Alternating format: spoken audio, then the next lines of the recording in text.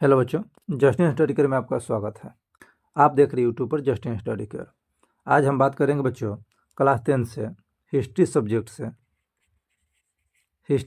से VVI subjective प्रश्नों के बारे में, जो कि परीक्षा के दृष्टिकोण से काफ़ी ज़्यादा महत्वपूर्ण होने वाला है। तो आप लोग इसे ध्यान से देखेंगे और समझेंगे और जितना हो सके इसे याद करेंगे, क्योंकि इन सारे प्रश्नों में से बहुत सारे ऐसे प्रश्न हैं जो परीक्षा में पूछे जाएंगे। तो चलिए बिना देरी करते हुए चलते हैं प्रश्न की ओर, देखेंगे प्रश्नों के बारी बारी से।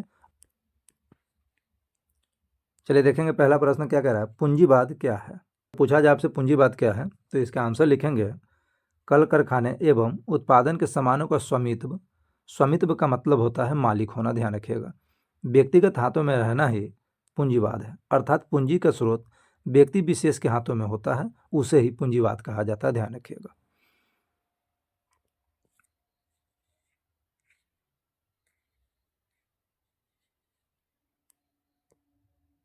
चलिए आगे देखेंगे, खूनी रविवार क्या है। लिखेंगे आंसर, जनवरी 1905 को रूसी जनता का समूह रोटी दो के नारे के साथ सड़क पर प्रदर्शन करने लगे। जार ने उन पर गोलियां की बौछार करवा दी। ध्यान रखिएगा, रूस में राजा को जार कहा जाता था, ध्यान रखिएगा। इस प्रकार से हम कह सकते हैं राजा ने उन पर गोलियां की बौछार करवा दी। हजारों की मौत हो गई और खून की नदियां बहने लगी, अर्थात बहुत सारा खून, सड़क पे बहुत सारा खून बहने लगी। और वो दिन जो था वो दिन था रविवार का, ध्यान रखिएगा, वो दिन था रविवार का, इसलिए इसे खूनी रविवार के नाम से जानते हैं। इस प्रकार से इसका आंसर लिखेंगे।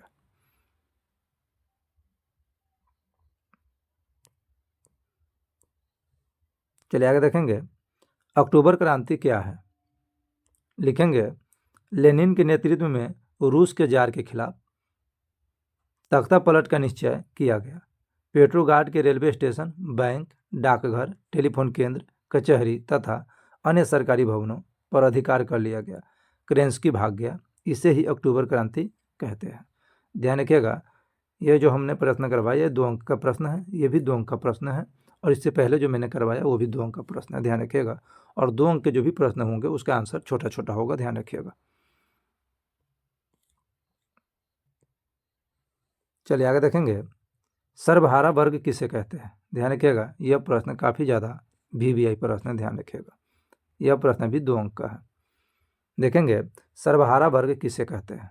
लिखेंगे, रूसी समाज का वैसा वर्ग जिसमें किसान, मजदूर, मेहनतकश जनता एवं गरीब लोग शामिल हो, उसे सर्वहारा वर्ग कहते हैं, ध्यान रखिएगा।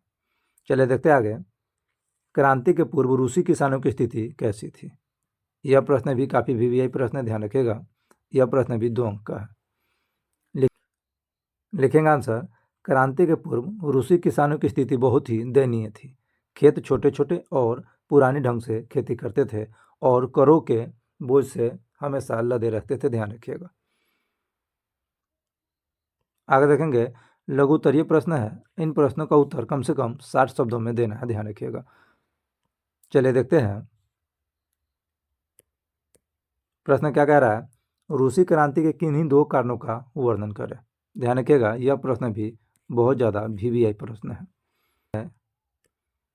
चलिए देखेंगे किस प्रकार से इसका आंसर लिखेंगे।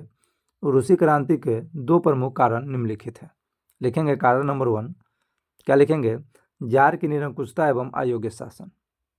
लिखेंगे, रूसी राजा को ईश्वर का प्रतिनिधि मानता था और उसे आम जनता के सुख दुख की कोई चिंता नहीं थी। गलत सलाहकारों के कारण जार की स्वेच्छाचारिता बढ़ती गई और जनता की स्थिति बद से बदतर हो गई। कहने का मतलब हुआ, रूस का जो जार था अर्थात जो राजा था वो निरंकुश था। निरंकुश का मतलब होता है वो अपने मनमानी से शासन चलाता था। कहने का मतलब हुआ कि जनता के सुख और दुख की उसे कोई चिंता नहीं रहता था।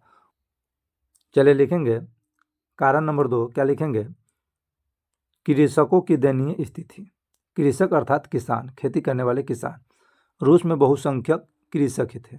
छोटे छोटे खेत थे, पुराने ढंग से खेती करते थे, करों के बोझ से दबे पूंजी का पर्याप्त अभाव था। ऐसे में उनके पास क्रांति के अलावा कोई रास्ता नहीं था।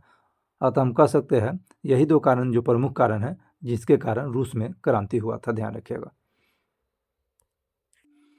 चलिए देखेंगे आगे, रूसीकरण की नीति क्रांति हेतु कहाँ तक उत्तरदायी थी। लिखेंगे इसका आंसर,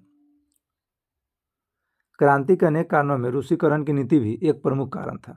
रूस में विभिन्न संप्रदाय एवं भाषा के लोग रहते थे। यहाँ मुख्यतः स्लाव जाति के लोग थे। इसके अलावा फिनलैंड, पोलैंड, जर्मनी, यहूदी इत्यादि राष्ट्रों के लोग भी रहते थे। ये भिन्न भिन्न भाषा बोलते थे तथा इनका रस्म रिवाज भी अलग अलग थे। जार निकोलस द्वितीय ने देश पर रूसीकरण की नीति थोप दी। इसके अनुसार देश के लोगों पर रूसी भाषा शिक्षा प्रति उनका आक्रोश बढ़ता गया।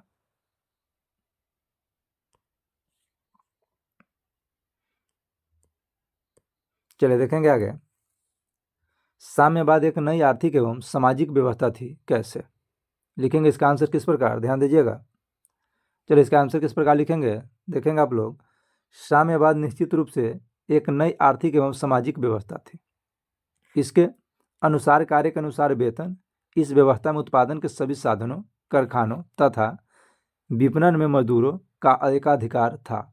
ऐसी व्यवस्था में उत्पादन किसी व्यक्ति विशेष के लिए न होकर पूरे वर्ग के लिए था। समाज के भौतिक एवं वैचारिक उत्थान के लिए कार्य होते थे। इस प्रकार साम्यवाद ने सामाजिक और आर्थिक क्षेत्रों में एक नवीन विचारधारा की शुरुआत की। चलिए आगे देखेंगे। प्रथम विश्व युद्ध में रूस की पराजय क्रांति हेतु मार्ग प्रशस्त किया। कैसे लिखेंगे। 1905 ईस्वी में ऐतिहासिक युद्ध में जापान ने रूस को बुरी तरह पराजित कर दिया। इसके पूर्व निरंकुश जार विभिन्न मोर्चा पर अपनी विफलता रूसी जनता से छुपाती रही। रूस एशिया के छोटे से देश से पराजित हो गया। महानता का भ्रम जाता रहा। फटे हाल थे। मानदेय सैनिक जब वापस लौटे तो जनता स्तब्ध रह गई। फलस्वरूप इस पराजय ने क्रांति का मार्ग प्रशस्त किया। इस प्रकार से इसका आंसर लिखेंगे।